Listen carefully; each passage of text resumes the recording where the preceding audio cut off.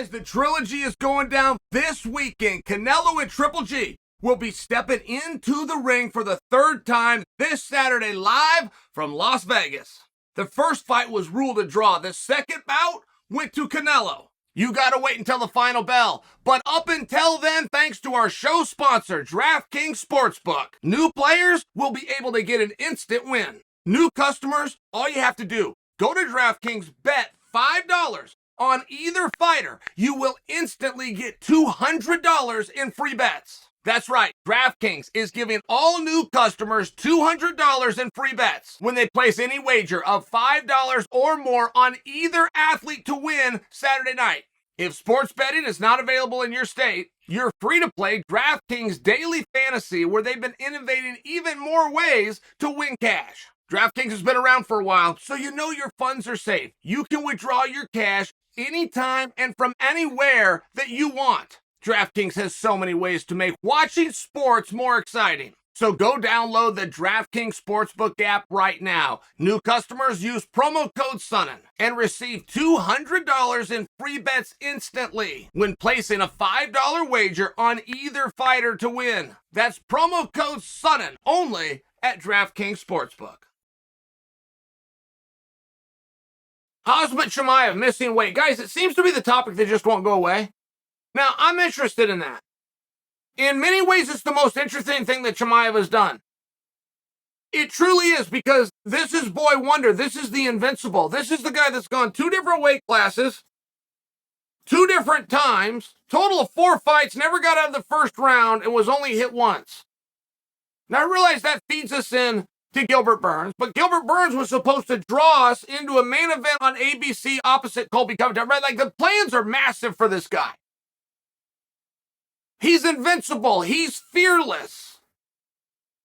That's why I share for you. In some ways, this is the most interesting thing he's done. Whether you like it or not, I do see why people are interested, because Chimaev got beat. It's the first time that Chimaev has been beat. It was the first sign that the guy who can't go wrong is a human being. Okay, I want you to hold that thought. But hey, why are we talking about it 2 weeks? We're not talking about any fight that happened that night. We're not talking about his fight that happened that night, nor have we. We're talking about a debacle on the scale the day before, and it's the only thing that we're still discussing. Now, that deserves review. Why is that? Well, I think I just touched it on the head. It's the first time that he's been beat. Now, you run into a question of why did he miss weight? Now, Michael, who is known for his candor, came out and told us the date of the fight, they sped it up. In conjunction with the date of the fight versus what we came into camp, we were a little heavy. We did everything right. We got everything off. Our acceleration plan was right on track. Match was too soon. I can live with that answer because I understand it. It doesn't change the fact that weight was missed. You're dealing with a pretty big guy. But here's the good news. That pretty big guy who missed weight also has a professional, competitive, documented record at middleweight. That's where I'm not seeing the problem. I think if we put him back at 170 pounds and he ever misses again, and then we all want to walk around Mr. Surprised face, the evidence is right here. Now, I don't think I'm going to win this, by the way. I think they're going to do, I think he's going to get booked at welterweight. It's exactly what I think. I think a year from now, when we're having this conversation about Chimaev, which will be about 3 or 4 fights down the road, he's still at welterweight. I don't think that Chael's going to win out here, even though I am the voice of reason. Now, one thing that's interesting. So I got the iPhone, right?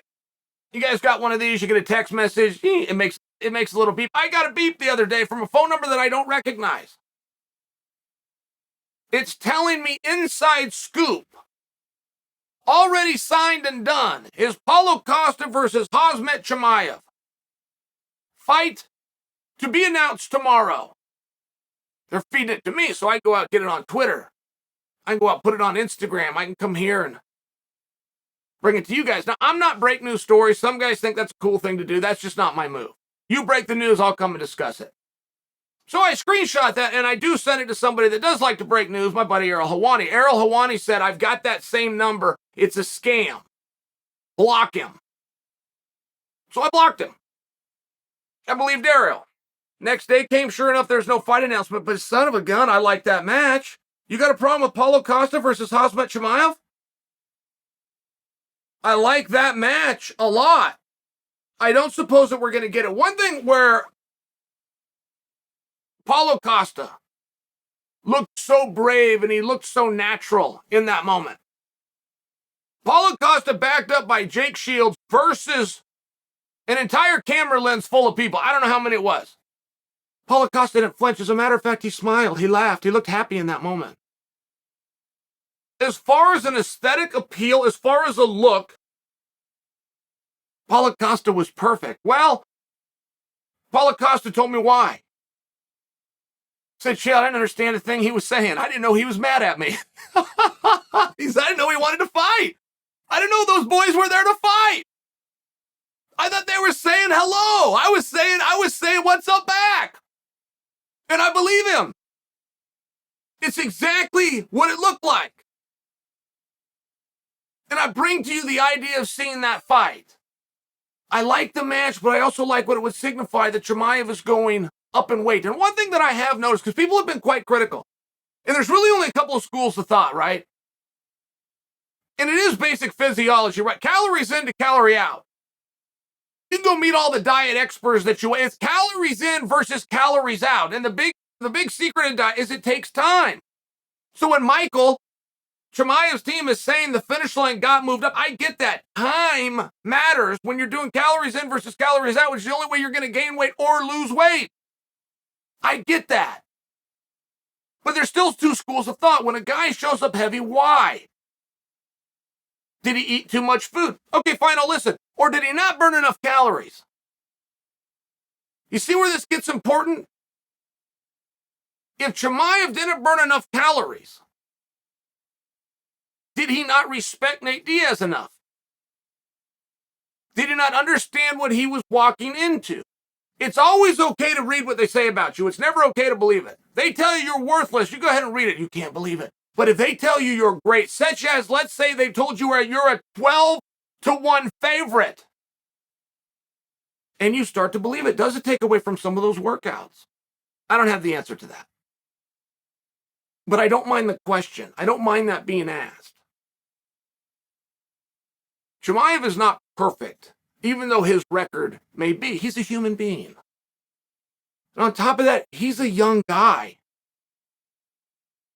You give a young guy some fame and some money, that's never been a recipe for good things. I think Chimaev's doing pretty well, considering, quite frankly, the only knock that we've got against him, the only time you see anything bad next to Chimaev's name, he showed up a few pounds heavy. I can live with that. Can't you?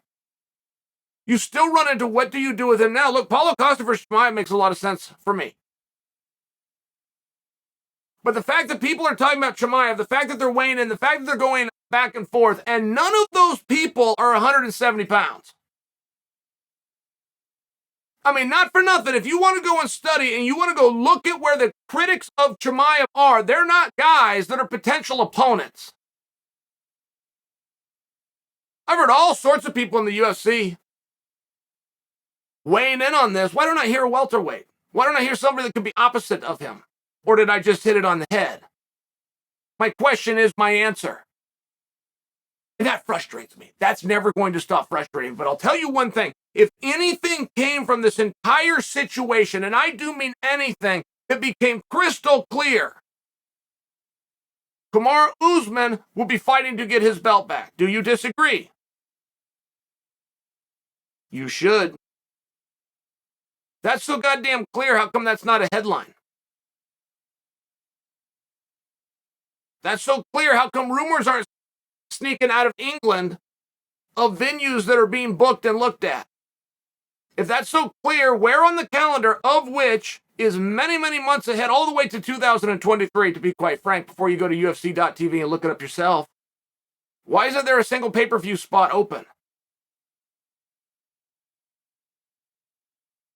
Kamaru Usman's next fight will be for a world championship. That I firmly believe.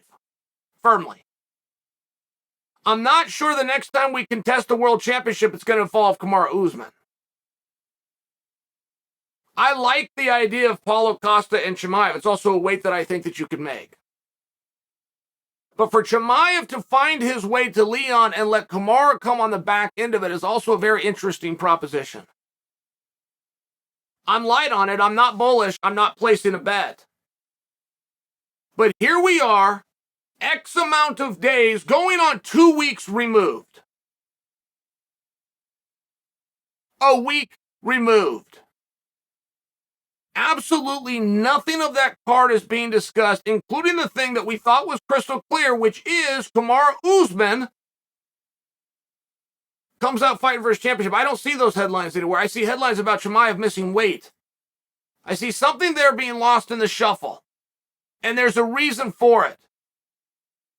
You don't have to look back a big length of time. It was very clear that Glover Teixeira, who was 30 seconds away from remaining champion, is the closest threat that Igor Procosta had. You don't have to wonder about that. You don't got to get to a rankings meeting.